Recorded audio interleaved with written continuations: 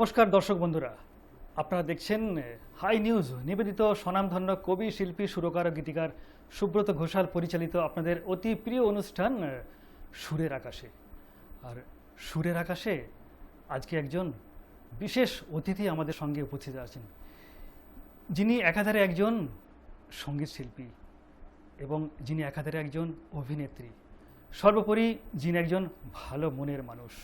তিনি হলেন শহর থেকে শহরতলি, গঞ্জ থেকে গ্রাম, সুরে সুরে মাতিয়ে রাখেন জোজো তাহার নাম। আমাদের আজকের বিশেষ অতিথি মিস জোজো। আজকে আমাদের অনুষ্ঠানে স্বাগত জানাই, এই সুরের আকাশে অনুষ্ঠানে। প্রথমেই আপনার কাছে জানতে চাইব যে সুরের জগতে পা রাখাটা কিভাবে আসা। মাত্র 6 বছর বয়স থেকে আপনি প্লেব্যাক সিঙ্গার যুক্ত রয়েছেন। কিভাবে সুরের জগতে পা রাখা, সেই জার্নিটা একটু আপনার কাছ থেকে শুনতে চাইব। গানটা অ্যাকচুয়ালি আমার বাড়িতে গানের পরিবেশ ছিল। মা বাবা দুজনেই গান গাইতেন, যদিও বাবা অভিনয়টাকে নিয়ে অনেক বেশি পারসিউ করেছেন, আর দিদাও গান গাইতেন। সো কাজেই বাচ্চাদের সঙ্গে যেরকমভাবে ছোটোবেলা থেকে খেলনা বাটি থাকে, আমার সঙ্গে গান ছিল। তো খুব অনায়াসেই গানের জগতে চলে আসা মায়ের হাত ধরে। হ্যাঁ। আর প্লেব্যাক সিঙ্গিং শুরু হয়েছে আমার যখন 12 বছর বয়স। সেই সময় থেকে মানে জিঙ্গলসের কাজ দিয়ে প্রথম শুরু। হ্যাঁ, প্রথমে জিঙ্গলসের মধ্যে দিয়ে শুরু। তারপরে আমি বোধহয় 13-14 বছর বয়সে একটা প্রথম ছবির জন্য একটা প্লেব্যাক করি।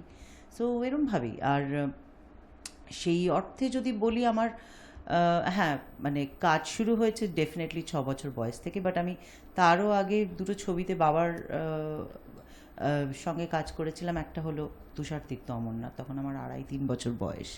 তো কাজেই এই মিউজিক বা ফিল্ম ইন্ডাস্ট্রির সঙ্গে সেই একদম জ্ঞান হওয়ার পর থেকেই আমার যোগাযোগ আর কি। দেবুদার হাত ধরে মনে হয় জিঙ্গেলে প্রথম আসা। হ্যাঁ, দেবজ্যোতি মিশ্র। একদম।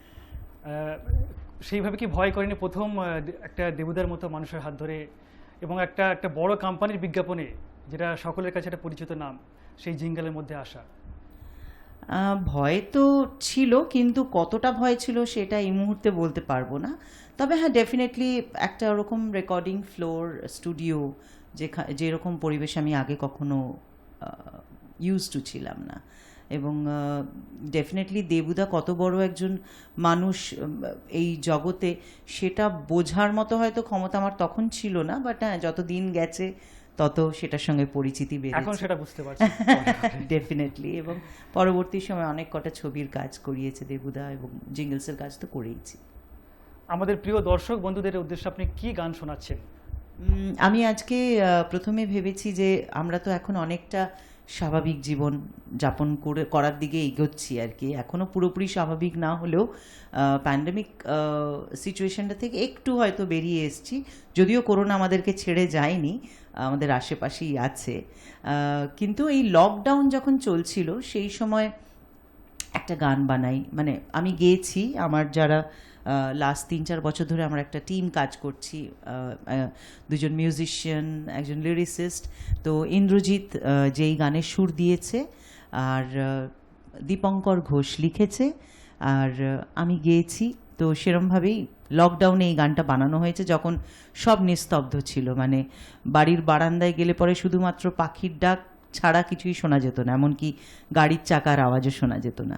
তো সেই সময়টায় এই গানটা বানানো। তো আমি সেইটা দিয়ে আজকে শুরু করতে চাই। একদম।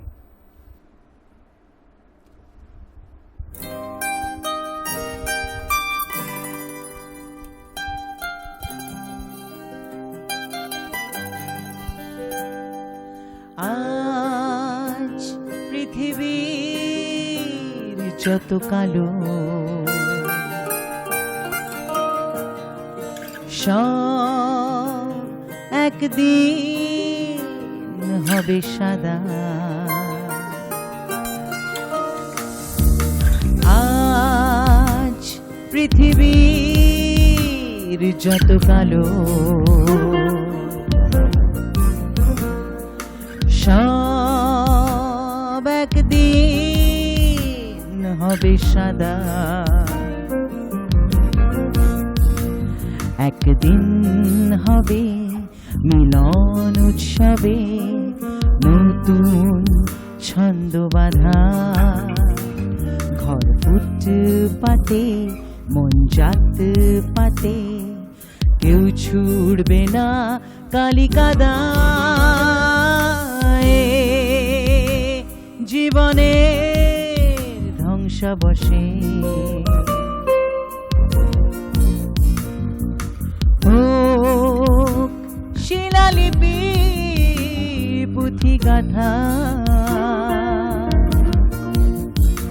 যার পরতে পরতে মানুষে মানুষে শিখবে আবার কথা আর মোমবাতি নয় জ্বলবে হৃদয় জাগবে বাস্তবতা আজ পৃথিবীর যত কালো সব একদিন হবে সাদা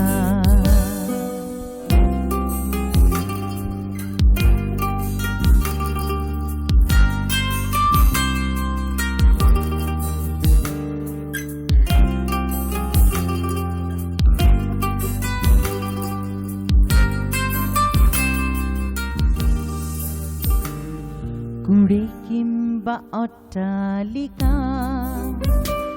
দেখবে এক মেঘ বালিকা বিভেদ কিসের ছোট বড় বাতাসের কি ভিন্ন তালিকা মুখোশগুলো ছাড়লে পরে আয়নাতে চোখ নিজে তরে দেখবে পাখির মতো স্বাধীনতা আজ পৃথিবীর যত কালো সব একদিন হবে সাদা একদিন হবে মিলন উৎসবে ছন্দ বাঁধা ঘর ফুটপাতে মন জাত পাতে কেউ ছুড়বে না কালিকাদা পৃথিবীর যত কালো সব একদিন হবে সাদা সব একদিন হবে সাদা সব একদিন হবে সাদা সব একদিন হবে সাদা বাহ, অসাধারণ অসাধারণ। এবং সেই অপেক্ষায় কিন্তু আমরা সকলে রয়েছি। গানটার মধ্যে দিয়ে খুব সুন্দর একটি বার্তা দিলেন আর কি যদি। এবার পরের প্রশ্ন, তার আগে আমাদের সঙ্গে উপস্থিত রয়েছে বিশিষ্ট বাচিক শিল্পী সোমা মাঝি এবং আরেকজন রয়েছেন বিশিষ্ট বাচিক শিল্পী দেবস্মিতা নাথ এবং সঞ্চালনে রয়েছে আমি শামশের মল্লিক।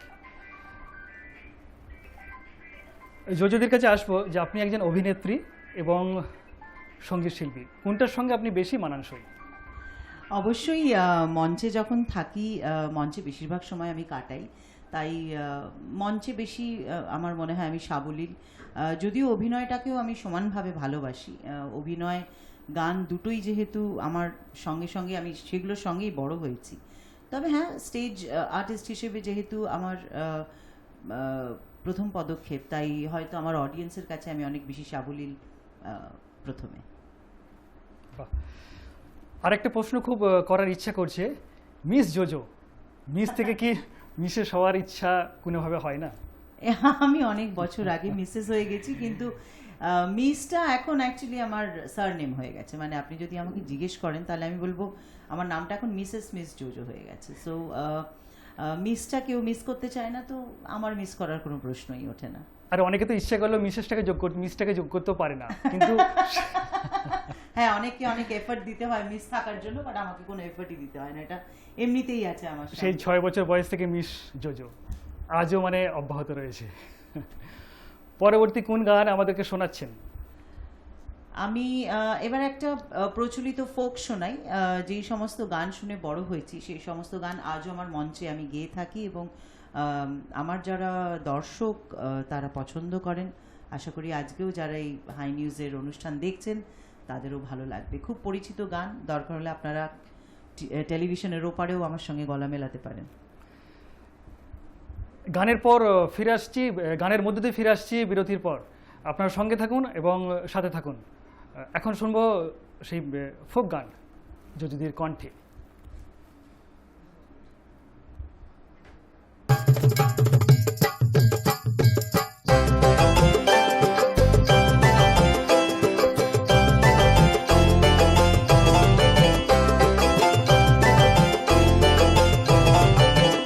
বন্ধু 3 দিন তোর বাড়িতে গেলাম দেখা পাইলাম না, বন্ধু 3 দিন তোর বাড়িতে গেলাম দেখা পাইলাম না, বন্ধু 3 দিন। গাং পার হইতে সয়ানা ফিরাইতে সয়ানা, গাং পার হইতে সয়ানা ফিরাইতে সয়ানা, আইতে যাইতে 12 আনা কুশল হইল না, বন্ধু 3 দিন। ও বন্ধু 3 দিন তোর বাড়িতে গেলাম দেখা পাইলাম না, বন্ধু 3 দিন।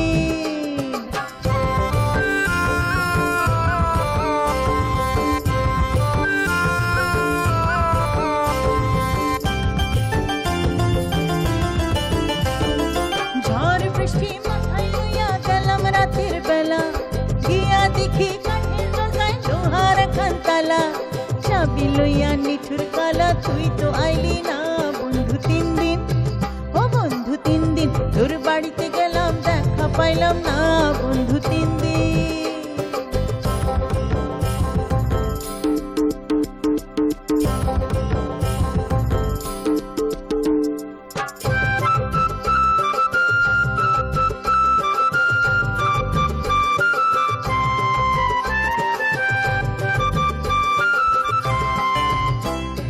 বুধবারে শুভ যাত্রা, বৃহস্পতিবারে মানা, শুক্রবারে প্রেম প্রীতি হয় না 16 আনা, শনিবারে গিয়া তোর দেখা পাইলাম না, বন্ধু 3 দিন। ও বন্ধু 3 দিন তোর বাড়িতে গেলাম দেখা পাইলাম না, বন্ধু 3 দিন।